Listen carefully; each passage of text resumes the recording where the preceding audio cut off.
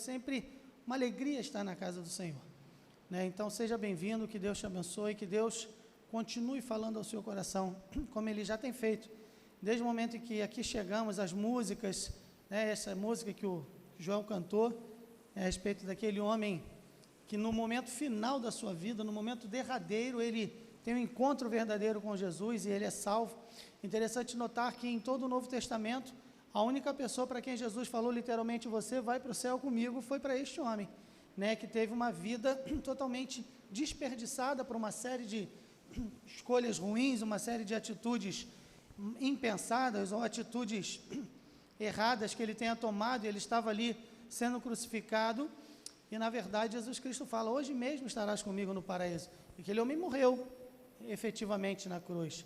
Mas é importante lembrar que isso não é um aval, não é um passe livre para nenhum de nós pensarmos, eu vou acertar a minha vida com Jesus Cristo no finalzinho, né? Porque a gente nunca sabe quando será o finalzinho, né? Pode ser que haja apenas um passo entre nós e a eternidade ainda nesta noite, nós não sabemos. Aquele homem teve a oportunidade, e louvamos a Deus por essa oportunidade que aquele homem teve, mas a sua oportunidade é hoje. Se você ainda não é um crente, se você não se rendeu a Jesus, se você tem andado longe dele, é hora de voltar para Jesus, é hora de se aproximar dele. Se você nunca andou, é hora de andar, porque ele é o único Salvador. A gente está estudando ali na minha classe de batismo de manhã, não só de batismo, né, classe de doutrinas bíblicas, e a gente tem falado muito isso, e a gente vai caminhando nos versículos, e a Bíblia ela vai afunilando. A gente tem, ao longo da Bíblia, vários grandes homens, grandes vultos na história bíblica, né? A gente tem Moisés, a gente tem Davi, a gente tem Abraão, a gente tem Jacó, Isaac, a gente tem grandes homens de Deus, a gente tem a rainha Esther, que é uma mulher extraordinária, né? A gente tem uma série de vultos ao longo da Bíblia, e quando chega lá no capítulo 11 de Hebreus, o autor diz, visto, né, nós temos aqui aquela galeria da fé, e no capítulo 12 ele diz, já que temos uma tão grande nuvem de testemunhas, nós precisamos prosseguir, mas prosseguir como? Adorando a Jesus Cristo. E nenhum deles salva. Abraão não salva, Moisés não salva, Davi não salva, homens depois do período bíblico que eu admiro profundamente. O meu grande herói fora da Bíblia é John Knox, um homem que orava e pedia a Deus, dá-me a Escócia, senão eu morro. E era um homem que fez um trabalho maravilhoso. Lloyd Jones, que tem um conhecimento profundo da história da igreja, ele chama de John Knox de o pai do puritanismo e o patriarca do presbiterianismo, do sistema de governo presbiteriano. A Escócia é, por excelência, o país da igreja presbiteriana, que hoje faria John Knox urrar de raiva as coisas que acontecem lá, mas a história é fantástica, mas John Knox não salva. Spurgeon, o grande príncipe dos pregadores, um homem que juntava 10.000 pessoas para ouvi-lo pela manhã e à noite, a ponto dele falar no culto da manhã, olha, se você que está aqui agora de manhã, não venha à noite, para dar lugar para outros que virão. Olha que coisa tremenda, né? Este homem que pregava e as suas mensagens eram copiadas, repórteres iam à igreja de Spurgeon para ouvi-lo falar, e eles ficavam copiando, taquigrafando, né? Aquele sistema de cópia feita muito rápido, eles taquigrafavam os sermões, e no dia seguinte, na segunda-feira, o sermão de Spurgeon saía publicado nas primeiras páginas dos principais jornais de Londres, porque vendia, porque as pessoas que não conseguiam entrar, queriam pelo menos ler aqueles sermões maravilhosos, mas Spurgeon não salva. E a Bíblia vai nos mostrando, nós vamos afunilando, e o único que salva é Jesus. Então, se você está aqui hoje e ainda não se rendeu a Jesus, faça isso nessa noite. Amém? Podemos encerrar? Vamos para casa? Não, vamos meditar um pouco ainda na palavra de Deus. Abra sua Bíblia no livro do Evangelho segundo escreveu Mateus, capítulo 28, último capítulo do Evangelho de Mateus, versículos de 1 a 20, vamos pensar sobre ressurreição. Alguns movimentos, obrigado, Cristiano, alguns movimentos com relação à ressurreição eu quero compartilhar com você nesta noite. Mateus capítulo 28, versículos de 1 a 20, é o capítulo todo. Acompanhe comigo a leitura da palavra de Deus, que diz assim: no fim do sábado, quando já despontava o primeiro dia da semana, Maria Madalena e a outra Maria foram ver o sepulcro. E eis que houvera um grande terremoto, porque um anjo do Senhor descendo do céu chegou, removendo a pedra da porta, e sentou-se sobre ela. O seu aspecto era como um relâmpago, e as suas vestes brancas como neve. E os guardas, com medo dele, ficaram muito assombrados e como mortos. Mas o anjo, respondendo, disse às mulheres: não tenhais medo, pois eu sei que buscais a Jesus que foi crucificado. Ele não está aqui, porque já ressuscitou, como havia dito. Vinde, vede o lugar onde o Senhor jazia. E depois, imediatamente, dizer aos seus discípulos que já ressuscitou dentre os mortos. E eis que ele vai diante de vós para a Galiléia, ali o vereis. Eis que eu vou-lo tenho dito. E saindo elas pressurosamente do sepulcro, com temor e grande alegria, correram a anunciá-lo aos seus discípulos. Indo elas a dar as novas aos seus discípulos, eis que Jesus lhes sai ao encontro, dizendo: eu vos saúdo. E elas, chegando, abraçaram os seus pés e o adoraram. Então Jesus disse-lhes: não temais. Ide dizer a meus irmãos que vão a Galiléia e lá me verão. E quando iam, eis que alguns da guarda, chegando à cidade, anunciaram aos príncipes dos sacerdotes todas as coisas que haviam acontecido. E congregados eles com os anciãos e tomando conselho entre si, deram muito dinheiro aos soldados, dizendo: dizei, vieram de noite os seus discípulos, e dormindo nós o furtaram. E se isto chegar a ser ouvido pelo presidente, nós o persuadiremos e vos poremos em segurança. E eles, recebendo o dinheiro, fizeram como estavam instruídos. E foi divulgado este dito entre os judeus até o dia de hoje. E os 11 discípulos partiram para a Galiléia, para o monte que Jesus lhes tinha designado. E quando o viram, o adoraram, mas alguns duvidaram. E chegando-se Jesus, falou-lhes, dizendo: é-me dado todo o poder no céu e na terra. Portanto, ide, fazei discípulos de todas as nações, batizando-os em nome do Pai, e do Filho, e do Espírito Santo, ensinando-os a guardar todas as coisas que eu vos tenho mandado. E eis que eu estou convosco todos os dias, até a consumação dos séculos. Amém. Até aqui a palavra do Senhor. Irmãos, o Evangelho, irmãos e amigos, o Evangelho é uma palavra que, por si só, é autoexplicativa, porque significa boas novas. Boas novas são boas notícias, e as boas notícias são que em Cristo Deus salva pecadores. O apóstolo Paulo diz em Romanos capítulo 3, versículo 23, que todos pecaram e destituídos estão da glória de Deus. Algumas traduções dizem, e carentes estão da glória de Deus, afastados estão da glória de Deus, perderam o direito à glória de Deus, aquela glória da qual o homem desfrutara quando fora criado, Adão e Eva, criados perfeitos, num ambiente perfeito, com todas as condições para que vivessem em comunhão plena com o Senhor, mas eles pecaram, e porque pecaram, eles se afastaram de Deus.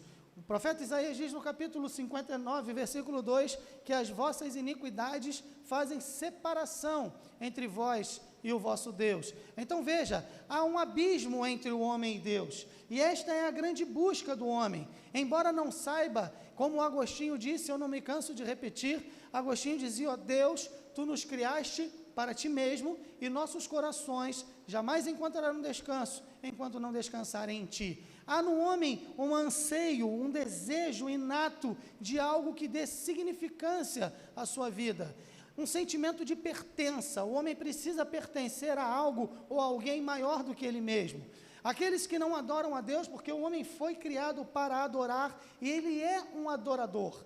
Todo homem, todo ser humano é um adorador. Mesmo aqueles que nunca entraram numa igreja, mesmo aqueles que nunca praticaram religião nenhuma, mesmo aqueles que se declaram ateus, todo homem é um adorador, no sentido de que todo homem busca alguém ou algo maior do que si mesmo. E veja, se o homem não adora a Deus, ele vai adorar imagens, vai adorar ídolos, vai adorar trabalho, vai adorar prazeres, vai adorar a si próprio. Então o homem tem necessidade de algo a que ele possa dedicar os seus maiores e melhores esforços, o melhor do seu tempo, o melhor do seu talento, o melhor da sua capacidade. Quando o homem canaliza tudo isso para a adoração a Deus, é algo fantástico, porque ele encontra com o seu Criador, ou ele, melhor, é encontrado pelo seu Criador, porque o homem está perdido, então ele vive num relacionamento com Deus, e aí ele usa o seu melhor para adorar a Deus, e usa os seus talentos, o seu tempo, a sua capacidade, para ser bênção aonde quer que ele esteja. Quando isso não acontece, o homem vai viver a vida sempre buscando algo mais. Por isso, esse sentimento sempre de insatisfação, de incompletude que há no coração de cada ser humano, porque o homem não adora a Deus por causa do pecado que o separou do Senhor. Mas veja, o Evangelho vem e diz: olha, eu tenho uma boa notícia, em Cristo há perdão de pecados, em Cristo há salvação para todos os homens. Mas o Evangelho não seria boas novas se ele terminasse na cruz.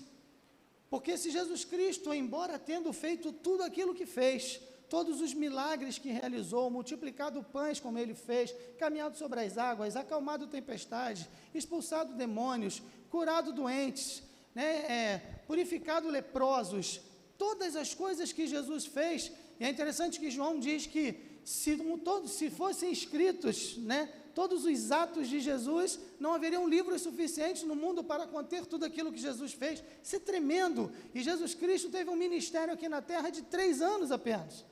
E em 3 anos ele fez mais do que todos os outros em todos os tempos e jamais faremos.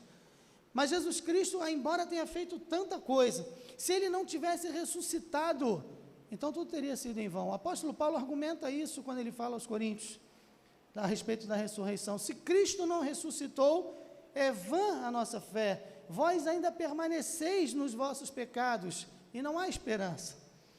Na verdade, diz o apóstolo Paulo, se Cristo não ressuscitou, nós somos mentirosos, porque dizemos que ele ressuscitou, quando na verdade isto não aconteceu. Então Paulo vai argumentando nesse sentido, dizendo que se Jesus Cristo não ressuscitou, nada tem sentido. E ele chega a afirmar, se esperamos em Jesus apenas para esta vida, somos os mais miseráveis de todos os homens. Em outra tradução diz, somos de todos os homens os mais dignos de pena. Então veja, a ressurreição ela é fundamental, ela é crucial. E é interessante que esta palavra crucial, que significa importante, a coisa mais importante de qualquer argumento ou de qualquer assunto, tem a mesma raiz de onde vem a nossa palavra cruz. Cruz é crucial, porque a cruz é um marco, é a morte de Jesus Cristo. E ele entrega a si mesmo voluntariamente, mas depois, como ele havia dito que faria, ele realmente o faz, e ele ressuscita. E aqui no capítulo 28 de Mateus, nós vemos as primeiras pessoas que tiveram encontro com Jesus Cristo.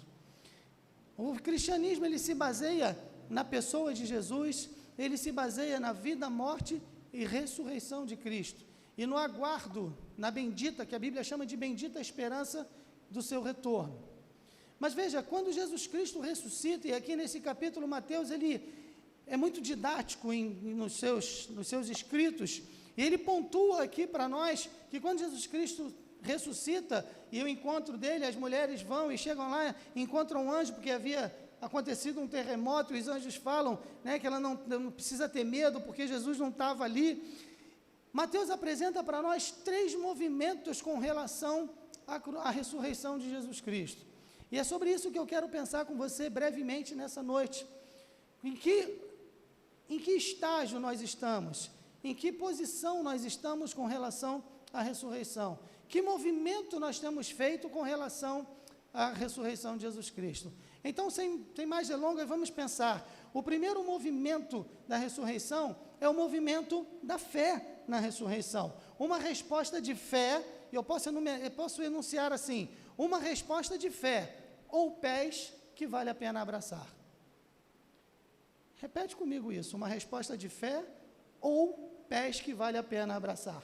Repete, uma resposta de fé, ou pés que vale a pena abraçar. Aquelas mulheres, elas chegam lá, o anjo fala, olha, ele não está aqui, ele ressuscitou, e o texto diz que lá está no versículos de 1 a 10, e aí no versículo 7, e depois imediatamente dizer aos discípulos que já ressuscitou dentre os mortos, ele vai diante de vós para Galiléia, ali o vereis, saindo elas pressurosamente, com pressa do sepulcro, com temor e grande alegria, correram a anunciá-lo aos seus discípulos, indo elas a dar as novas aos seus discípulos, eis que Jesus lhes sai ao encontro dizendo, eu vos saúdo, e elas chegando, abraçaram os seus pés e o adoraram.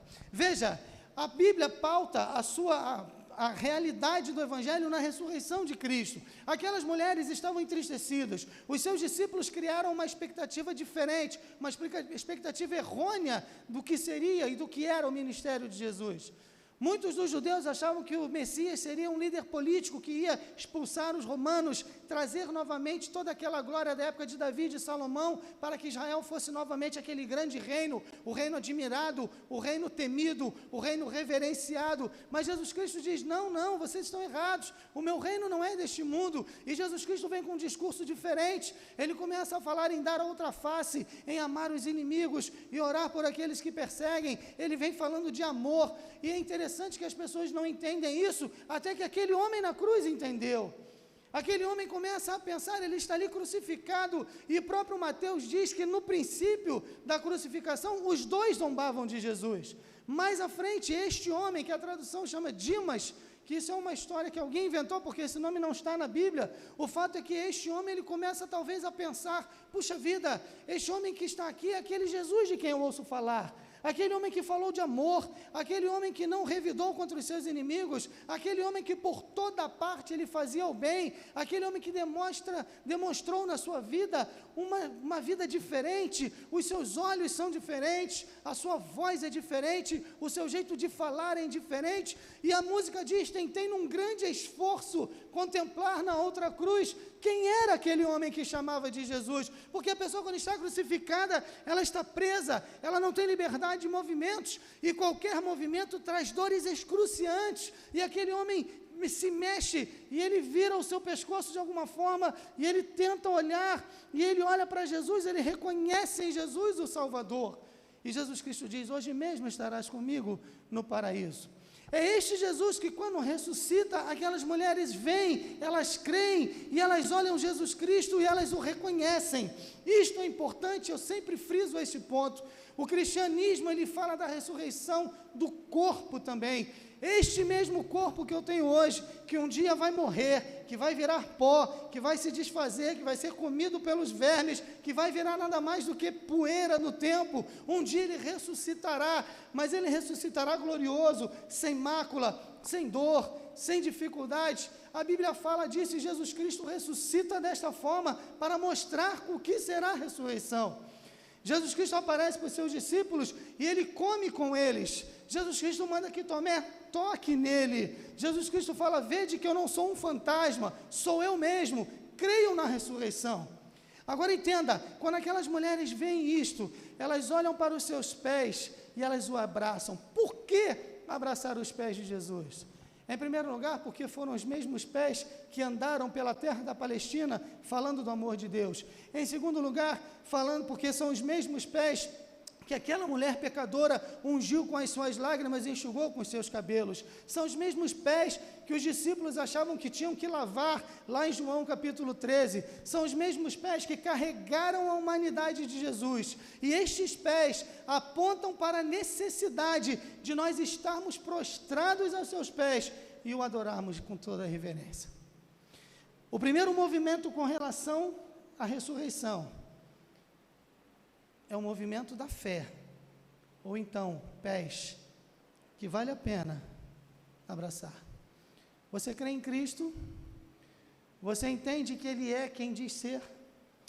Porque Jesus Cristo, Ele alega ser mais do que um homem, ser um homem sim, mas ser o próprio Deus feito homem, ser o Filho de Deus. E ou não há meio termo, ou Jesus Cristo é quem Ele diz ser, ou ele é o maior mentiroso ou o maior lunático da história.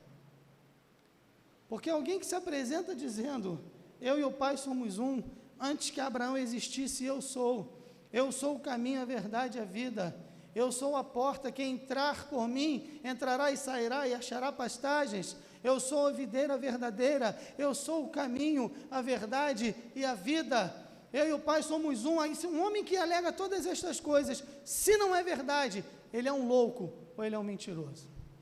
E agora você precisa entender nesta noite, qual vai ser a resposta que você vai dar. Ou você vai dar uma resposta de fé e abraçar os pés de Jesus e adorá-lo dizendo, Senhor, meu Salvador, ou então você irá negá-lo.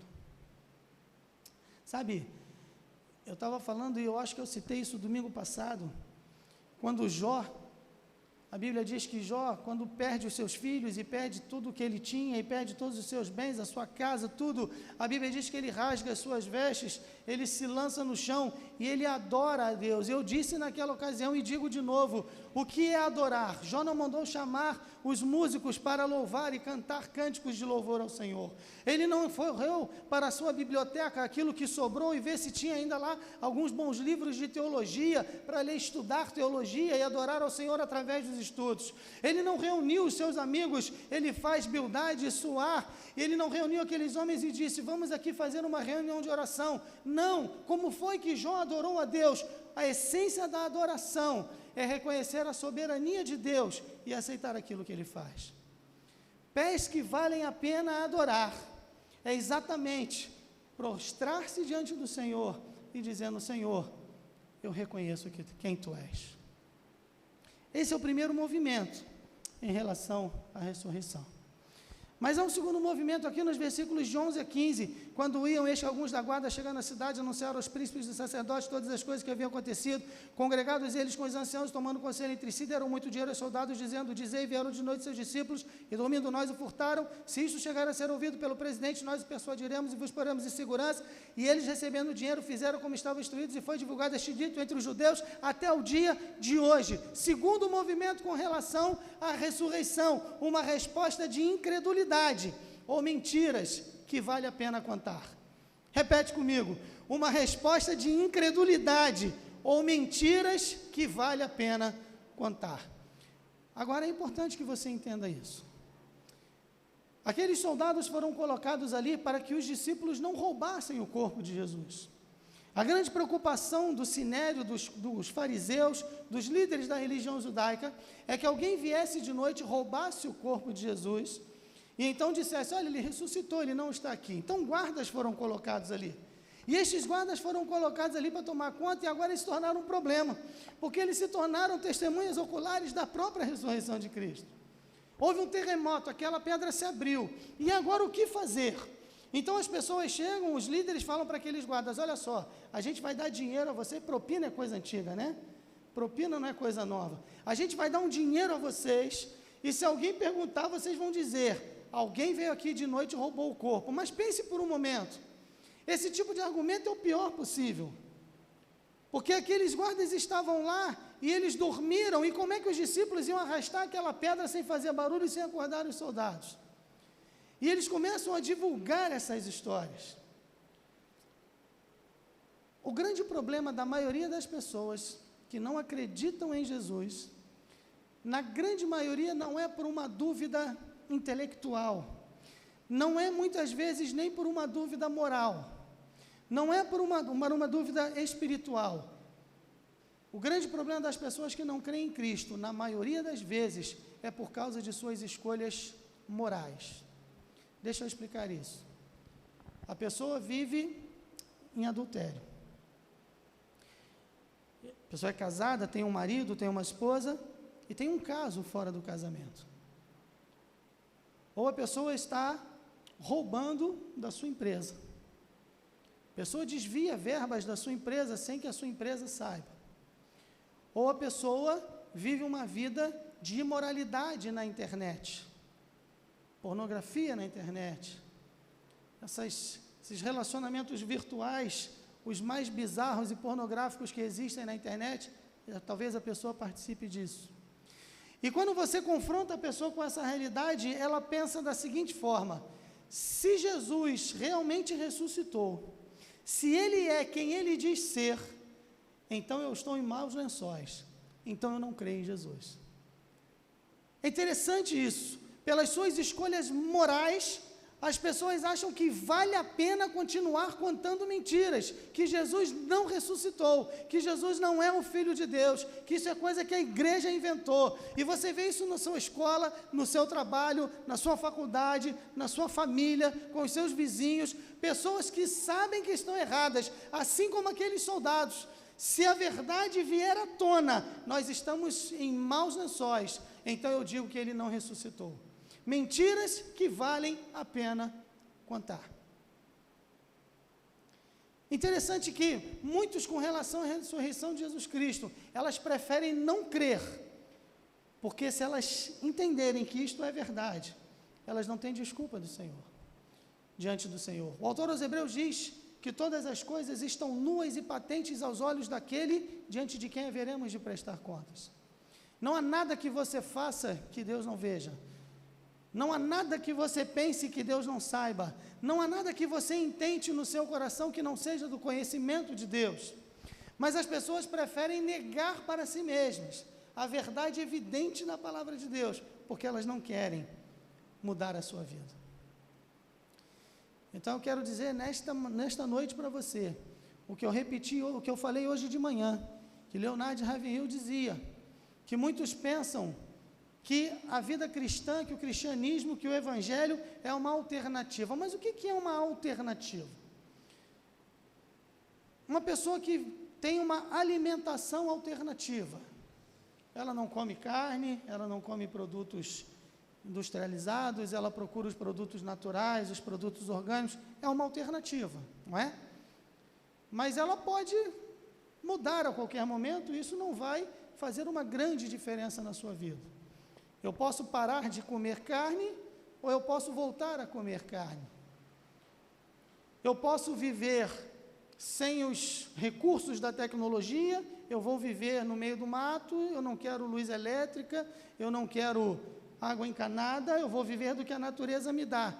É uma vida alternativa. E alguns enveredam por isto. Mas a qualquer momento elas podem voltar. Isto não vai fazer diferença. Mas o evangelho não é uma alternativa. Você pode ser um cristão ou não e não fará diferença. O evangelho é um ultimato de Deus. Arrependei-vos e crede no evangelho. Aquele que não crer será condenado. Não há alternativa. É um ultimato que Deus dá ao homem. É a opção que o homem tem de crer ou perecer, de confiar ou perder a sua alma eterna. Então veja, mentiras que valem a pena contar. Existem muitas pessoas que, por causa das suas escolhas morais, preferem não crer no evangelho, porque preferem continuar vivendo no erro. E se Jesus ressuscitou, e se Jesus é quem ele diz ser, e se Jesus tem o poder que dizem que ele tem, então a minha situação é difícil. Eu prefiro contar para mim mesmo, continuar contando as mesmas mentiras, que está tudo bem, que a minha vida está tranquila, que afinal de contas eu não sou tão ruim assim, que afinal de contas eu sou melhor do que aquele outro, e tudo vai dar certo no final. Mentiras que valem a pena contar. Mentiras que levarão os homens à perdição eterna. Mas eu disse que seria breve e serei. Existe um terceiro movimento aqui que está nos versículos de 16 a 20, quando lemos: os 11 discípulos partiram para a Galiléia, para o monte que Jesus lhes tinha designado. Quando viram, adoraram, mas alguns duvidaram, e chegando-se Jesus falou-lhes, dizendo: é-me dado todo o poder no céu e na terra, portanto ide e fazei discípulos de todas as nações, batizando-os em nome do Pai, do Filho e do Espírito Santo, ensinando-os a guardar todas as coisas que vos tenho ordenado, que vos tenho mandado, que vos tenho dito, e eis que eu estou convosco todos os dias, até a consumação dos séculos. Uma missão dada, ou mandamentos que vale a pena obedecer. Repete comigo: uma missão dada, ou mandamentos que vale a pena obedecer.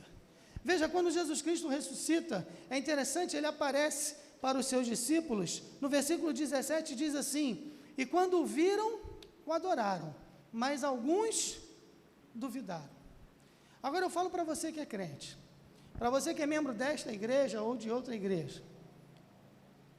Há momentos em que você duvida de Jesus, há momentos em que a sua fé esmorece, há momentos em que você sente que a sua fé está fraquejando, ou você é alguém que tem uma fé 100% o tempo todo. Se você tem, você é melhor do que eu, porque eu não tenho.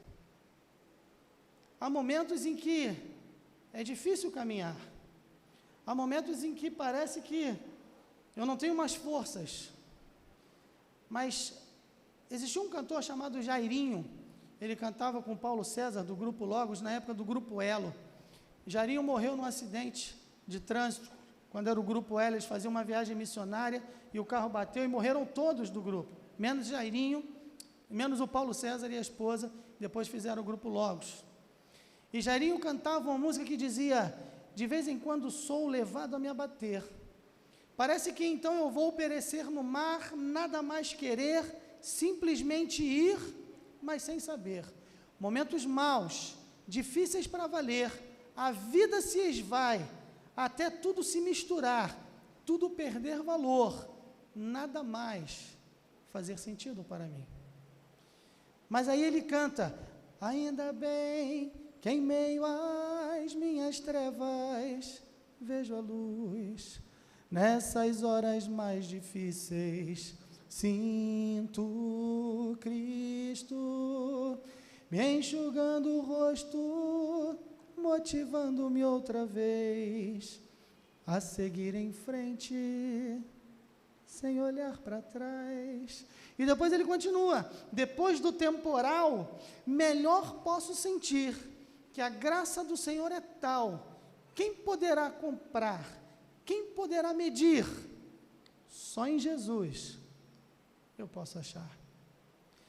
Veja, quando Jesus ressuscita, os seus discípulos estão entristecidos, frustrados, decepcionados, enfraquecidos, desmotivados, e quando ele aparece, a Bíblia diz que alguns adoraram, mas alguns duvidaram. Mas veja, mesmo para estes que duvidaram, Jesus Cristo diz: olha, o poder me foi dado, então ide, no versículo 19, fazei discípulos de todas as nações, batizando-os em nome do Pai, do Filho e do Espírito Santo. Jesus não quer de você, Igreja Batista em Vargem Pequena, uma fé perfeita. Jesus Cristo quer uma fé sincera. Porque se ele fosse esperar uma fé perfeita, nenhum de nós estaria pronto para o serviço. Se você tem dúvidas, se você está vacilante, se você está enfraquecido, diga ao Senhor: Senhor, a minha fé é tão pequena. E os momentos às vezes são maus, são difíceis para valer, a vida vai se esvaindo, parece que a minha energia é como tentar segurar o Jó, usa essa expressão, é como tentar conter o óleo com as mãos. É um exercício totalmente inútil, né? Eu fiz esse exercício outro dia de forma forçada, porque a Cleide tem uma prateleira lá com tanto negócio, que eu não sei para que serve, mas funciona, porque ela é linda. Funciona. Né? Para que serve exatamente eu não sei. Mas eu fui pegar alguma coisa lá, eu estava procurando algum perfume, alguma coisa, e virou um negócio de um vidro lá e começou a correr um óleo. E eu não sei se aquilo é óleo dos camelos do Egito, se é óleo da flor do campo, das montanhas da Sibéria, sei lá o que é aquilo. E quanto mais aquilo escorria, eu botava a mão embaixo, e aquilo ia passando pelo meio dos dedos, e veio à minha mente este versículo: é como tentar segurar o óleo com as mãos, é impossível. E às vezes a nossa energia vai assim, sendo drenada, e a gente tenta segurar, e ela vai escorrendo entre os dedos, e nós vamos perdendo a força. Então confesse isso para o Senhor, mas entenda, Ele não quer de você, vargem pequena, uma fé perfeita, Ele quer uma fé sincera. Ele quer que você diga: Senhor, aqui estou eu, com as minhas fraquezas, com as minhas limitações, com as minhas dores, com a minha febre, com a minha dor de cabeça, com a minha visão embaçada, com as minhas costas que doem, com o meu coração indeciso, com a minha coragem enfraquecida, Senhor, com meus desejos inclinados para a carne. Aqui estou eu, Senhor, Tu sabes de todas estas coisas, mas eu creio que o Senhor ressuscitou, eu creio que o Senhor está vivo, eu creio que o Senhor tem todo o poder no céu e na terra, e eu quero Te servir. E aí Jesus Cristo dirá: então ide e fazei discípulos. Porque todo cristão, aprenda isso, todo cristão é um missionário ou é um impostor. Todo cristão é um missionário ou é um impostor. E nós precisamos entender que há mandamentos que vale a pena obedecer. Então eu quero parar por aqui e dizer para você, resumir tudo que eu falei. Em primeiro lugar, se você tem fé que Jesus Cristo é quem realmente Ele diz ser, então adore-o. E Jesus Cristo fala em João capítulo 4 para a mulher samaritana que Deus é Espírito, e importa que os seus adoradores o adorem em espírito e em verdade. E repito para os irmãos, adoração não tem diretamente ligação com música, não tem diretamente ligação com estudos teológicos. Você pode cantar e não adorar. Você pode aprender teologia e não adorar. Você pode até pregar e não adorar. Não tem a ver com orar, porque você pode orar e não adorar. Adoração é reconhecer a soberania de Deus. E ainda que a sua situação você não goste dela, ainda que esse momento que você está vivendo não seja aquele que você queria, mas lembre-se que Jó também não queria, mas a Bíblia diz que ele se prostra e adora. Adorar é reconhecer a soberania do Senhor e se submeter a ela. Se você crê na ressurreição, adore ao Senhor. Em segundo lugar, se você não crê na ressurreição, pergunte a você mesmo, se isso é por causa de dúvidas honestas ou é por causa de escolhas morais. Você prefere continuar mentindo para si mesmo, dizendo que tudo está bem, e que no final, verdade, de alguma forma ou de outra, tudo vai dar certo. E que no final, talvez, como aquele ladrão na cruz, no último momento eu digo, Senhor, me perdoa, e eu serei perdoado. E você continua mentindo para você mesmo. Que a igreja exagera, que o pastor está exagerando, que não é bem assim, que afinal de contas Deus é amor, que afinal de contas Deus não castiga ninguém. Mentiras que valem a pena ser contadas. Pergunte-se se não é esse o seu caso. E se você já é um crente, ainda que você tenha uma fé que às vezes seja vacilante, ainda que ela não seja perfeita, porque a de ninguém é, certifique-se de que ela é uma fé sincera e cumpra o mandado do Senhor na sua vida.